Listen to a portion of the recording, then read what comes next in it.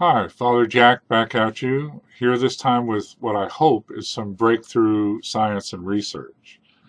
Many people that use electronic cigarettes and have experienced the miracle of being able to quit smoking with them are often amazed and dumbfounded by the people that oppose them, that think it's a bad idea and who do things to try and stop them from helping other people quit smoking in spite of science and research and some common sense, plain evidence. Now, to describe this incredible phenomenon, we've come up with the term ANTS, anti-nicotine tobacco zealots, which is used to describe someone who's usually so passionate about smoking that they ignore science, use junk science. They rely simply on their passion and sincerity to make judgments about it. And they're so fanatical that um, as a result, they often harm smokers by keeping them away from a life saving tool like vaping. Now, the term ants, which I've used all the time, is handy sometimes, but it's not a really good scientific term. In scientific terms, we need to be able to describe symptoms, the progression of the illness, and describe it as either a syndrome or a disorder, and that's for technical reasons we don't need to get into here. So I have been able to develop, in consultation with other professionals, an inventory to assess these people and to describe their illness more accurately. And it's called the ASSI, the Anti-Smoking and Science Inventory. Now, that's the tool.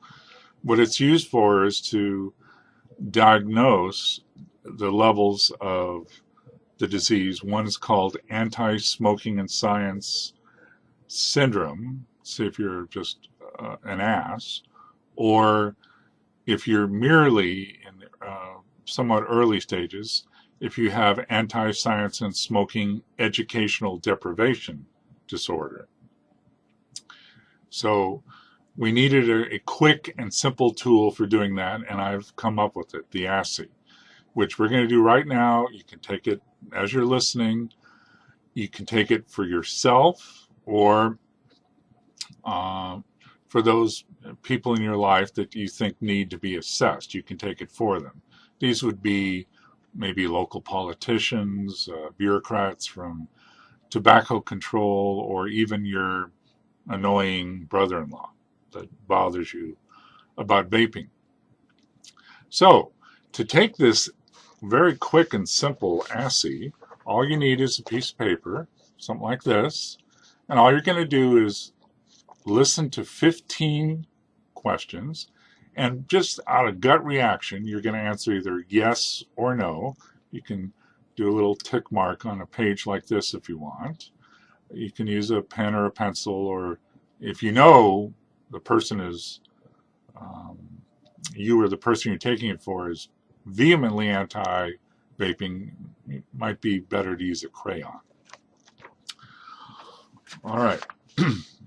So answer the following questions, yes or no, mark the page, either for yourself or the person you're trying to assess. Ready? Yes or no? Do you think that using smokeless tobacco is about as harmful as smoking cigarettes? Yes or no? Number 2, do you think tobacco companies started or control the electronic cigarette industry? Number 3, do you believe that many kids are out there using electronic cigarettes and then moving on to vaping? Moving on to smoking. Number 4, do you believe that there is scientific evidence demonstrating that flavors in electronic cigarettes are enticing kids into a lifetime of nicotine addiction? Number 5, do you believe that you can become addicted to vaping electronic cigarettes? 6, do you think that being married to someone who is addicted to smoking tobacco cigarettes is worse than being married to someone addicted to gambling? 7. Do you think nicotine causes cancer? 8. Do you believe that secondhand vapor from electronic cigarettes is dangerous? 9. Do you believe that the liquid used in electronic cigarettes contains antifreeze? 10. Do you believe that the American Lung Association and the American Cancer Society are doing people a favor by opposing electronic cigarettes? 11. Do you have serious doubts that vaping electronic cigarettes can really help somebody quit smoking? 12. Do you believe that vaping causes cancer or heart attacks? 13.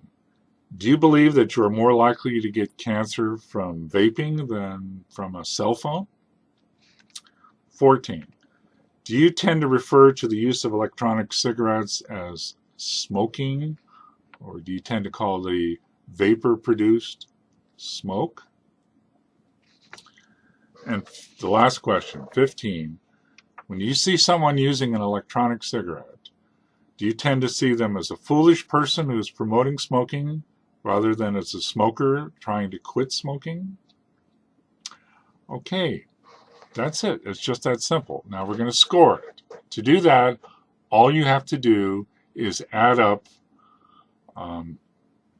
the total number in each column. Take a moment and do that, and then we'll score it and see where you're at or the person you're worried about is at.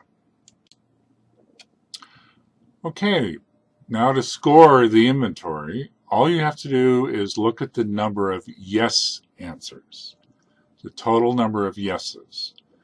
Now, if your score on the yes column is between 1 and 6, the good news is you're merely symptomatic of anti-smoking and science educationally deprived disorder, but you don't really have the disorder.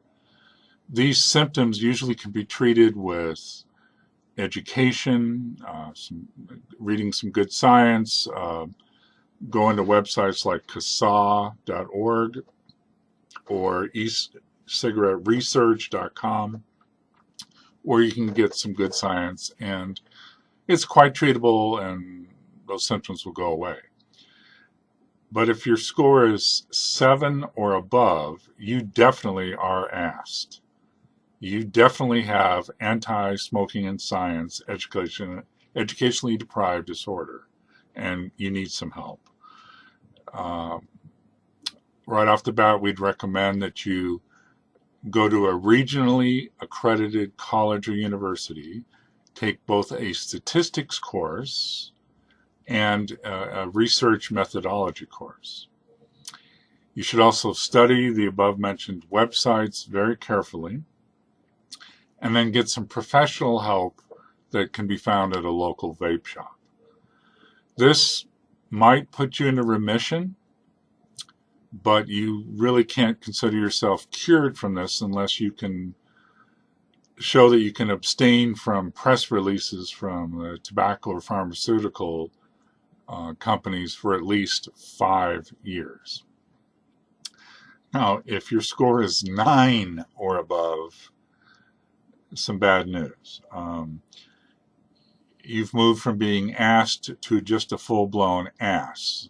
ASS being anti-smoking and science syndrome. At this stage, it's a different ball game. Like Axis 2 personality disorders, it's probably untreatable. And it's a serious issue because the damage you can cause from this will be horrible. By pushing smokers back into smoking tobacco cigarettes, you will help be the cause of much disease and death.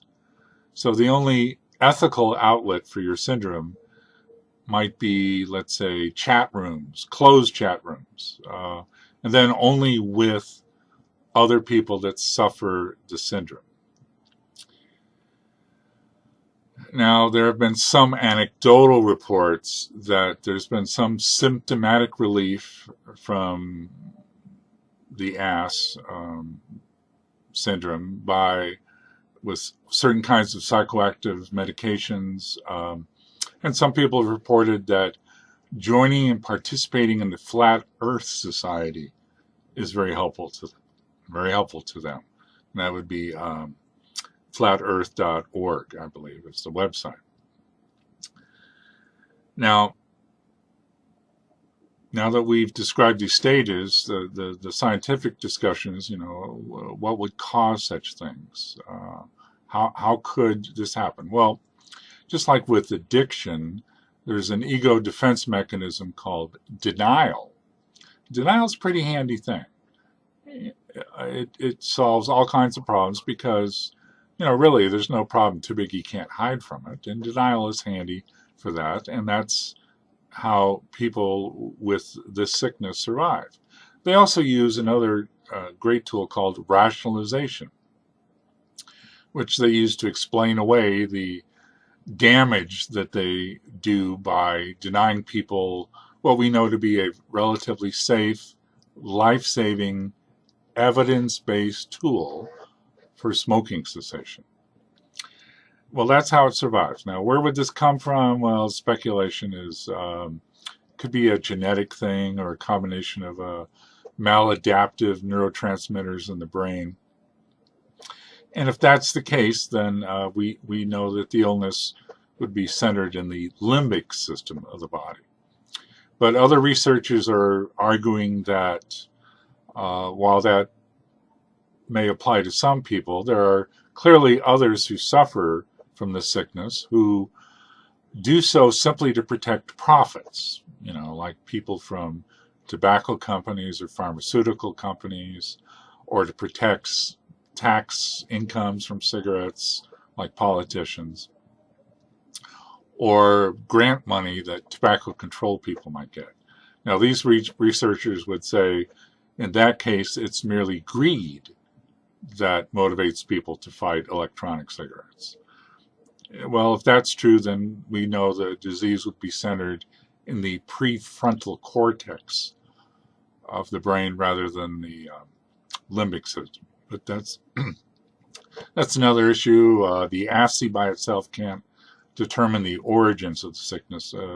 We'll need some other diagnostic tools someday for that to happen. So this tool is new. It still has to be psychometrically validated and get more research, but all the preliminary data indicates that you can bet your assy that this is pretty accurate. More research to follow. This is Father Jack Kearney. Thanking you for watching this. Now, I have submitted this for research in a peer-reviewed journal.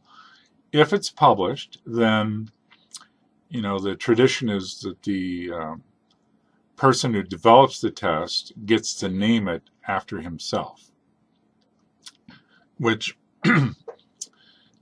I plan on doing. And at that point, people with this illness can refer to themselves as being either jackassed or just a full-blown jackass.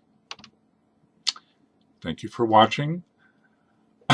As always, I admonish you to do good and avoid evil. Thank you.